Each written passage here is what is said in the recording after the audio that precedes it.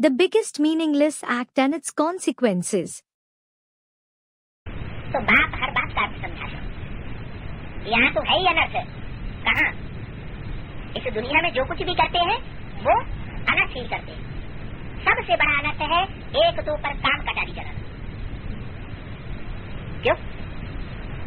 एक दो पर काम कटारी चलाई, काम कटारी कहो, नैन कटारी कहो, अगर वो कटारी चलाई तो क्या होगा रिजल्ट?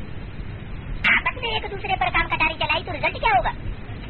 न, वो तो पद कम हो जाएगा, लेकिन तुरंत रिजल्ट ये होगा कि दूसरों का संग का रंग लगेगा, और दूसरों का संग का रंग लगेगा। बैटरी का संग करेगी तो बैटरी तो सब डिस्चार्ज ही होंगी ना, कोई जनरेटर थोड़े ही है।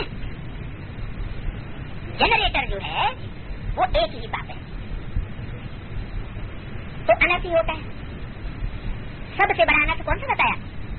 एक दो पर काम कटारी चलाना, जिससे तुम आदि मध्यंत दुख पाते हो।